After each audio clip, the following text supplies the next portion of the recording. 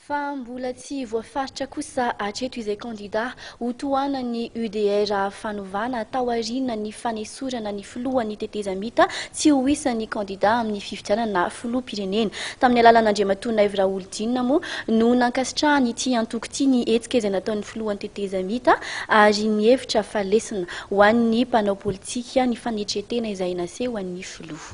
Anjinjina. Lesona lehibe ho an'ny mpanao politika malagasy ny fetsika nataon'ny filohan'ny tetezamita hoy ny faneho-kevitra Andriamatoa Raholdina, filoha nasionaly ny fahafisaingy sady avy amin'ny vondrona politika UDR-Fanovana. Lesona lehibe ho an'ny mpanao politika rehetra iny marina fa izay dia tsy nakasitraka ny hoe fa nilikiliana tamin'ireny navoaka ny Suez ireny.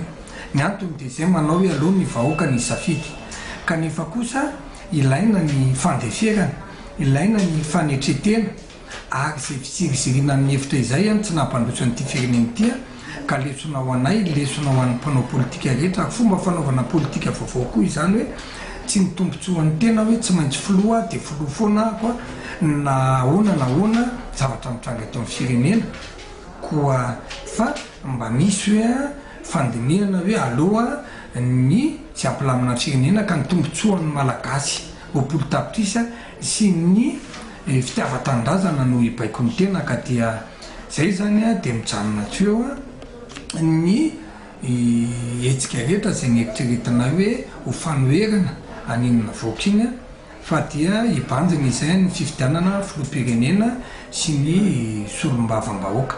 Heverinay fa fitiavan-tanindrazana sy fanetretena indrindra mitahika ihany koa ny fandeferana mba lesona ho anay mpanao politika iny lahateny sy fanapa-kevitra nataon'ny filohan'ny tetezamita iny. Mbola tsy voafaritra hatreto izay kandida ho tohanan'ny pomban'ny filohan'ny tetezamita. Araky ny loharanom-baovao nefa dia mbola manan-tanteraka fivoriana avokoa ireo vondrona politika samihafa manohana ny filohan'ny tetezamita amin'izao fotoan'izao.